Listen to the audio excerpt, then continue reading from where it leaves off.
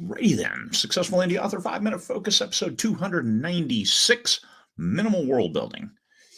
What I mean by minimal world building is not being like J.R.R. Tolkien and writing 6 different languages and developing a world for 30 years before you start writing in that world.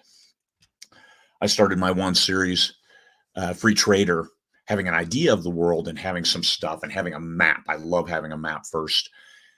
And then just adventuring through it and introducing the readers to the world as I went. And that has worked very, very well. That series has sold extremely well, as well as some follow-on series. I had some ideas and certain things that needed to be there right up front. So you flesh out your initial characters, physical characteristics, and I use a spreadsheet to keep track of these individuals. And it's cool that I have internet, and it looks like it's banging away today.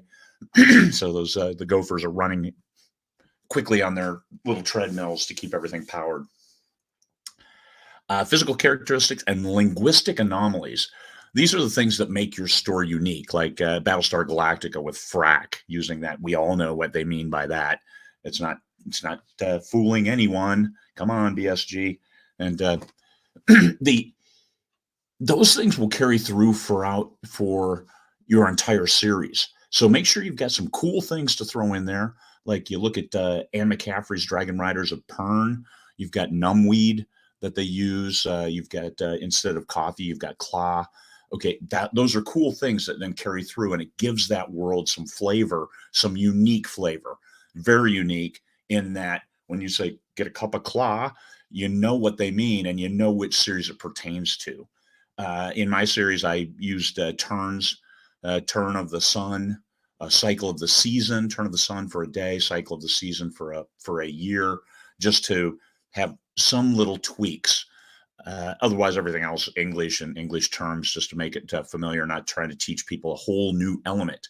So minimal world building for max impact.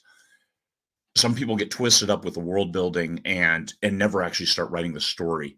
That's a difficult thing to do, because you got to have the story and you're introducing people to this world. So it's okay if you don't have the full world available for them. You have it in your mind and you have a lot of ideas, but linguistic anomalies and physical characteristics, those are great things to have first, because you got to know what the people look like. You have to know what these strange creatures look like, if they're unique, or unique individuals that you will introduce during the series. Construct the rest as you go. Introduce the readers to it as your character adventures through your world. Even if it's modern day, it's still, you're introducing them to this world.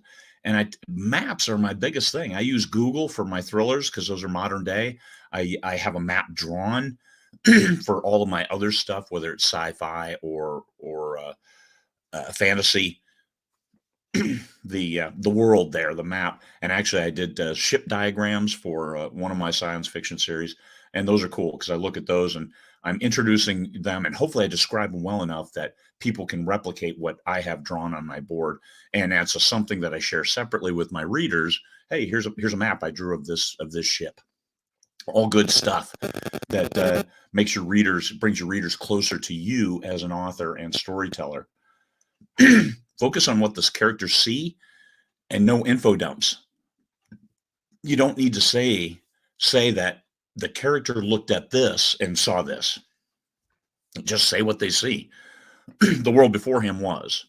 Even its little passive voice. It's okay to go passive when you're describing stuff.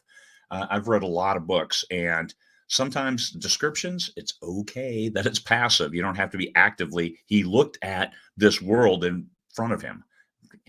Here's the world in front of him. Just describe it, and don't get long on those narrations. Now, there are certain series like epic fantasy. You want long, drawn out explanations. You want that little bit of history about, hey, why are the carts this wide? Oh, because 1,000 years ago, 2 horse butts drawing a chariot. This is how wide they were, so that's how wide they made the road. You don't need to do that, unless that's your genre. And sometimes those tidbits, but keep track that you did that. So you have to make your own Wikipedia or your own encyclopedia and have that available for future reference.